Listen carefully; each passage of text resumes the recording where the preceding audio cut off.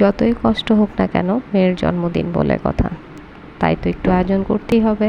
আসসালামু আলাইকুম, আফিফা ব্লগ থেকে সবাইকে জানাচ্ছি স্বাগতম এবং অনেক অনেক শুভেচ্ছা। আশা করি সবাই ভালো আছেন। আলহামদুলিল্লাহ আমরাও এই গরমের ভিতর মোটামুটি ভালো আছি। সকাল 9টা বা 9:30টার দিকে চলে গিয়েছিলাম আমাদের এখানকার ছোট্ট একটা বাজারে, যেহেতু ঘরোয়াভাবে একটু আয়োজন করব। ছোট মানুষ বলে কথা, ও না কীভাবে যেন ওর জন্মদিন আসার আগে বুঝতে পেরে যায় যে ওর জন্মদিন। ও সবাইকে আগে থেকে ডাকঢোল পিটিয়ে দাওয়াত দিবে। তো ঈদ ভাঙা মাস সবাই জানেনই, তো এই সময় কার হাতের কী অবস্থা সেটা সবাই জানেন। যাই হোক, তারপরও স্বল্পতার মধ্য দিয়ে ঘরোয়াভাবে এই গরমের মধ্যে যে একটা অবস্থা পুরো বাংলাদেশে, তেমন কিছু করার কোনো নিয়ত বা ইচ্ছাই ছিল না। তো তারপরেও ছোট মানুষ আবদার, কি বলবো, তার বাবার শখের মেয়ে সে তো তাই তার শখের কিছু কিছু জিনিস পূরণ করার চেষ্টা করি।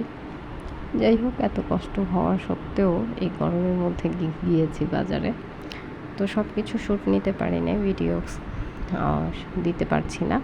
তো কিছু ছবি আপনাদের সাথে ভিডিও শেষ অ্যাড করে দিব, যা যা কেনা হয়েছিল, যা যা আয়োজন করেছি, টুকিটাকি জিনিস। তো আমার মেয়ের জন্য সবাই দোয়া করবেন।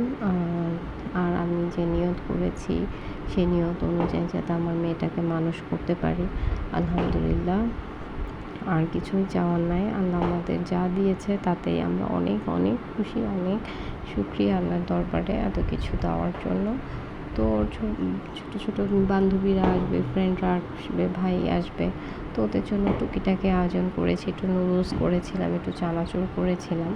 আর আমাদের এখানকার একটা বেকার আছে, বেকার বয়েস, ওখান থেকেই একটা ছোট্ট কেক নিয়েছিলাম। বাসায়ও বানানো হয়েছিল একটা কেক, সেটার ছবি বা ভিডিও কিছুই নেওয়া হয়নি।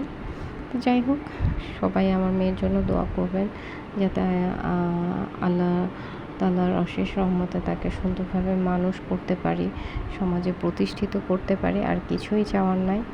আর তার বাবার তরফ থেকে তার একজন নূপুর গিফট করা হয়েছিল, আমি কি এনে দিয়েছি, বাট তার বাবার দেওয়া। তো এই হচ্ছে আমাদের বার্থডে গার্ল। তো আপনারা সবাই ওর জন্য দোয়া করবেন, বারবার একই কথা বলছি। আর এই বলেই আজকে বিদায় নিচ্ছি। আল্লাহ হাফেজ, আসসালামু আলাইকুম।